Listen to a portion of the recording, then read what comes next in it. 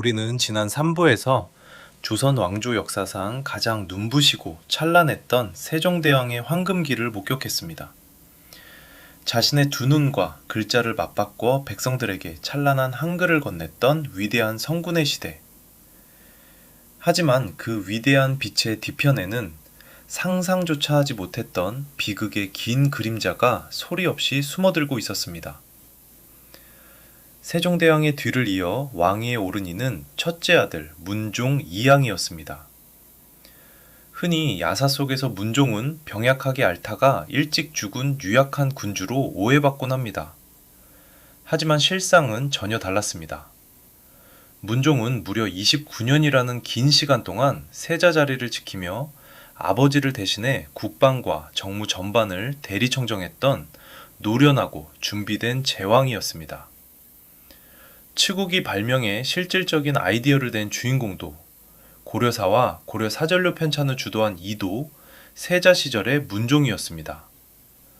실록은 그가 역대 국왕 중 손꼽히는 미남이었으며 길고 수려한 수염 덕에 관운장을 연상시키는 위엄 있는 풍물을 지녔다고 기록하고 있습니다. 하지만 그는 너무나 효자였습니다. 아버지 세종과 어머니 소원아오가 세상을 떠났을 때 몸을 돌보지 않고 유교적 예법을 극진히 지키며 혹독한 3년상을 연이어 치른 것이 그의 육신을 송두리째 갉아먹고 말았습니다. 결국 온몸에 피고름이 차오르는 등창이 악화되면서 문종은 즉위 2년 만에 38의 젊은 나이로 쓸쓸히 요절하고 맙니다. 이것이 조선 왕실을 가장 잔혹한 피바람 속으로 밀어넣은 거대한 비극의 신호탄이었습니다. 문종이 눈을 감으며 경복궁에 남겨진 이는 오직 한 사람, 12살의 어린 세손 단종 이용이 뿐이었습니다. 조선 왕실에서 나이 어린 왕이 즉위하면 보통 대비나 대왕대비가 수렴청정을 통해 강력한 방패가 되어주는 것이 정석이었습니다. 하지만 단종의 곁에는 그 누구도 없었습니다. 어머니 현덕왕후 건씨는 단종을 출산한 지 며칠 만에 세상을 떠났고 할머니 소원왕후 심씨 역시 이미 세상을 버린 뒤였습니다. 세종대왕도 소원왕후 사후 끝내 계비를 맞이하지 않았습니다. 왕실 권력의 공백 상태, 그것이 단종이 마주한 현실이었습니다. 게다가 단종에게는 마음을 터놓을 형제나 누이들의 방패막이조차 부족했습니다. 친누나 경혜공주와 이복누나 경숙 옹주만이 곁에 있었을 뿐 왕실의 기둥이 되어줄 형제들은 단 한 명도 성년으로 살아남지 못했습니다. 기댈 언덕이 없던 이 어린 군주가 의지할 수 있는 것은 오직 우의정 김종서와 영의정 황보인 뿐이었습니다. 대신들은 황표정사를 통해 재상 중심의 정치를 시작했지만 강력한 왕권을 갈망하던 종친들에게 이는 도저히 눈 감아줄 수 없는 형국이었습니다. 어린 조카의 무력한 왕관 아래에는 가공할 이빨을 숨긴 숙부들이 버티고 있었습니다. 한 사람은 당대 최고의 지식인이자 예술가로 문인들의 지지를 받던 안평대군 이용, 또 한 사람은 할아버지 태종의 비정한 결단력을 고스란히 물려받은 수양대군 이유였습니다. 고명 대신들이 안평대군과 손을 잡고 압박해 들어가자 야심 가득한 수양대군은 조카의 왕관을 빼앗기 위한 첫 발을 내딛기 시작합니다. 거사를 도모하기로 결심한 수양대군 앞에 훗날 조선을 공포로 지배할 지략가가 스스로 찾아옵니다. 기골이 왜소하고 영악했던 칠삭동이 한명회였습니다. 한명회는 수양대군의 눈빛 속에서 천하를 품을 탐욕을 읽어내고 스스로 그의 사냥개가 되기를 자처했습니다.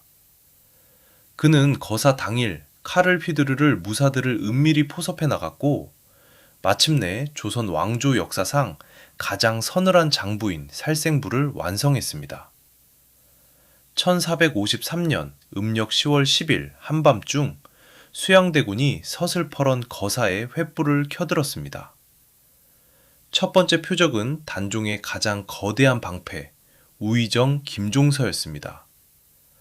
수양대군은 서대문 밖 김종서의 사가를 불시에 찾아가 상소문을 핑계로로 서차를 건넸고 김종서가 서차를 살피는 그 찰나 신호를 보냈습니다. 신복 이머우룬이 숨겨둔 철퇴를 휘둘렀고 여진족을 벌벌 떨게 했던 북방의 영웅은 비명도 지르지 못한 채 쓰러졌습니다. 그를 지키려던 아들 김승규 역시 그 자리에서 참혹한 최후를 맞이했습니다. 김종서를 척살한 수양대군은 곧장 경복궁으로 진격했습니다. 궁궐을 장악한 한명회는 단종의 명을 사칭해 대신들을 급히 소집했고 문틈 뒤에 숨어 입궐하는 이들을 살생부와 대조하며 척살을 명했습니다. 그의 입술이 열릴 때마다 대궐 문 뒤에서 자객들이 튀어나와 무기를 휘둘렀고 평생을 조정에 몸바친 대신들이 영문도 모른 채 쓰러졌습니다. 경복궁의 마당은 단 하룻밤 만에 수십 명의 피로 물들었습니다.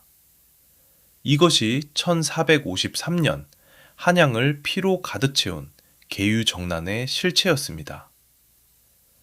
수양대군은 가장 강력한 정적이었던 친동생 안평대군마저 영모의 수장으로 몰아 강화도로 유배를 보낸 뒤 사약을 내려 죽였습니다.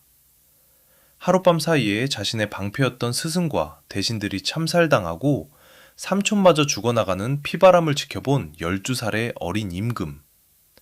그가 느꼈을 공포는 상상조차 할 수 없는 것이었습니다. 수양대군은 이미 영의정에 올라 조정의 인사권과 군사권을 통째로 거머쥐었고 단종을 사방에서 압박해 들어왔습니다. 단종 즉위 2년 뒤 성삼문과 박팽륜 등 집현전 학사들이 도모했던 복위운동이 밀고로 인해 처참하게 실패로 돌아갑니다. 분노한 세조는 사육신을 비롯한 수많은 선비와 그 일족을 잔혹하게 숙청했습니다. 더 이상 조카를 살려두면 자신의 왕자가 흔들릴 것이라 여긴 것입니다. 결국 단종은 임금의 신분에서 순식간에 노상군이라는 이름으로 강등당해 강원도 영월의 청령포로 유배당하게 됩니다. 조선의 수많은 국왕들이 무수한 후궁과 자식들을 거느렸던 것과 달리 단종은 후궁을 전혀 두지 않고 오직 정비, 정순 왕후 송씨 한 사람만을 배우자로 품었던 임금이었습니다. 부모 없이 외롭게 자란 단종에게 정순 왕후는 유일한 아내이자 삶의 구원이었습니다. 하지만 세조와 공신들의 칼날은 이 가여운 부부의 단출했던 사랑조차 그대로 두지 않았습니다. 단종이 영월로 유배당하던 날 두 사람은 다리 위에서 평생 다시는 만나지 못할 눈물의 이별을 나누어야 했습니다. 정순 왕후는 홀로 평민의 신분으로 강등당해 염색업으로 생계를 이으며 유배간 남편을 그리는 눈물로 긴 밤을 채우며 평생을 살아갔습니다. 단종이 유배당한 영월의 청령포는 그야말로 처참한 감옥이었습니다. 삼면은 깊고 차가운 서강의 물줄기가 휘감아 돌고 뒤편은 맨손으로 오를 수 없는 절벽이 가로막은 배가 없으면 한 발자국도 밖으로 나갈 수 없는 육지 속의 고독한 섬이었습니다. 10대의 어린 소녀는 밤마다 서늘한 강바람을 맞으며 두고 온 아내를 그리워하는 애절한 시를 읊었고 외로움이 극에 달할 때마다 강가에서 거친 돌을 하나하나 주워 올리며 서글픈 돌탑을 쌓아 올렸습니다. 유배지 광천골의 촌장 어몽도는 원래 마을 사람들의 굶주림을 해결하고 세금을 탕감받기 위해 유배지를 자청해 유치했던 세속적인 총부였습니다. 처음 청령포에 발을 들인 단종 역시 세상을 향한 비통함 속에 마음의 문을 닫은 쓸쓸한 소년이었습니다. 하지만 어몽도와 마을 사람들의 가식없는 따뜻함 속에서 어린 선왕은 비로소 무거운 짐을 벗고 소년의 미소를 되찾기 시작합니다. 두 사람은 신분과 나이의 벽을 허물고 뗏목 위에서 함께 노를 저으며 뜨겁고 순수한 우정을 피워냅니다. 그러나 그 평화도 잠시 세조의 공신들과 자객들의 칼날이 결국 청령포의 깊은 강물을 건너옵니다. 단종은 자객의 칼날에 찬살당해 굴욕을 겪기보다 군주로서의 존엄을 지키기를 선택했고 자신이 유일하게 믿을 수 있는 벗 어문도에게 자신의 마지막을 눈물로 간청했습니다. 어두운 방 안에서 단종이 스스로 목에 활주를 걸자 어몽도는 차마 마지막 눈망울을 마주보지 못하고 문을 닫아 걸었습니다.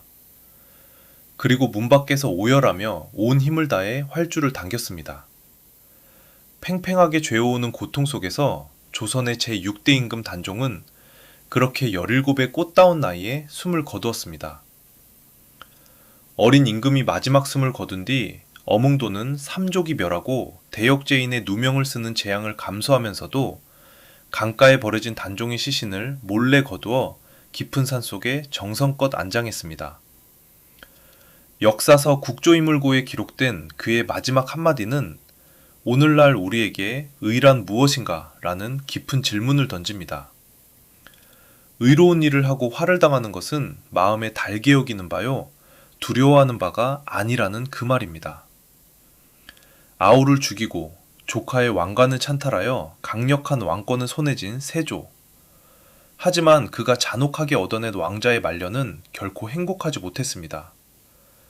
세조는 평생 자신이 죽인 조카와 대신들의 원혼에 시달리는 불면증과 악몽을 겪어야 했고 온몸에 피고름이 돋아나는 피부병에 시달리며 고통 속에서 살아야 했습니다.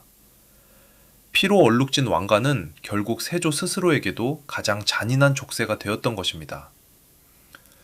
비정한 숙청을 통해 왕권을 다진 세조의 시대가 가고 조선은 다시 한번 평화와 문치의 시대를 맞이하게 됩니다.